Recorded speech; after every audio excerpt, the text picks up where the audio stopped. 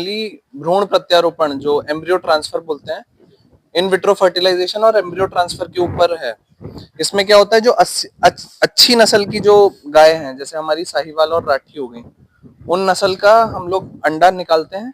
अंडा निकालने के बाद अंदर हम लैब में उनको प्रोसेस करते हैं। प्रोसेस से उनको भ्रूण बनाते हैं। भ्रूण बनाने के बाद एक रेसिपिएंट गाय में हम ट्रांसफर करते हैं।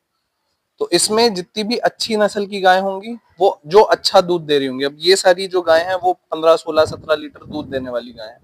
हम 1-2 लीटर वाली गाय में इसका यूज नहीं कर सकते, क्योंकि ये महंगी टेक्निक है।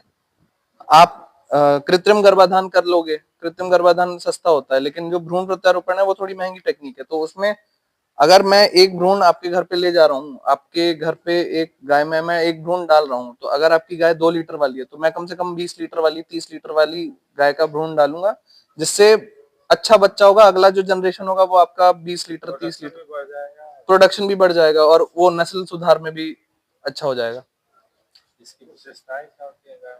इसकी विशेषताएं ये होती है ना कि ये जेनेटिक अपलिफ्टमेंट कर देता है। मतलब ये क्या करेगा कि आपके पास जो खराब नस्ल की गाय है या जो कम उत्पादकता वाली गाय है, आपके गांव घर में 1-1 लीटर, 1-1 पाव, 2-2 लीटर, 10-10 लीटर वाली गाय है, तो आप हमसे संपर्क करके आप किसी ऐसे आदमी से संपर्क करिए जो जिनके यहाँ 20 लीटर वाली गाय है, 30 लीटर वाली गाय है।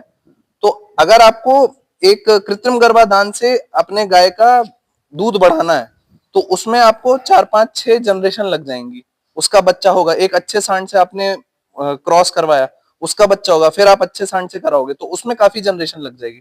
लेकिन भ्रूण प्रत्यारोपण में क्या होता है, आपने आज ही भ्रूण प्रत्यारोपित किया और आपको 9 महीने बाद एक ऐसी नस्ल की गाय मिल रही होगी जिसका 20 लीटर, 30 लीटर दूध होगा। मतलब जिसकी माँ 20-30 लीटर दूध दे रही होगी, वो बच्चा आपको तुरंत, तो 2 लीटर की गाय थी, उसका बच्चा 30 लीटर की दूध वाला हो जाएगा। इसका खर्चा काफी है।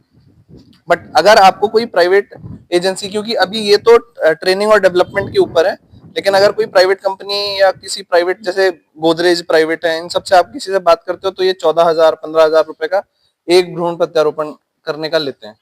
तो अपने यहाँ कमर्शियल प्रोडक्शन अभी नहीं है इसका, ये अभी रिसर्च एंड ट्रायल उस पर चल रही है। तो जो अच्छे दूध वाली गाय है, उसका अंडा निकाल के दूसरे के अंदर डालते हैं? उसका अंडा निकाल के पहले लैब में ले जाते हैं, तैयार करते हैं। हाँ, हमको आप ये मानिए कि हमको मिलता है इमेच्योर अंडा, जो अभी पूरा मैच्योर नहीं हुआ है, तो लैब में हम मैच्योर करते हैं उसको।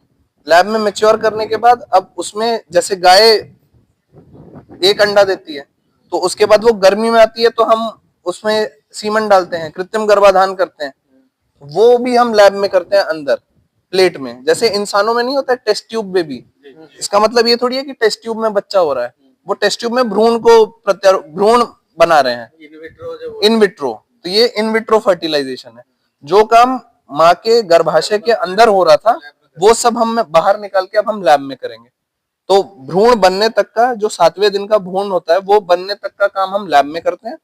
उसके बाद उस भ्रूण को सीमन स्ट्रॉ सबने देखी होगी, सीमन स्ट्रॉ जैसी ही एक स्ट्रॉ रहती है, वो एम्ब्रियो की स्ट्रॉ रहती है, उसमें हम डाल देंगे और उसको डालने के बाद हम एक रेसिपिएंट गाय में ट्रांसफर कर देते हैं।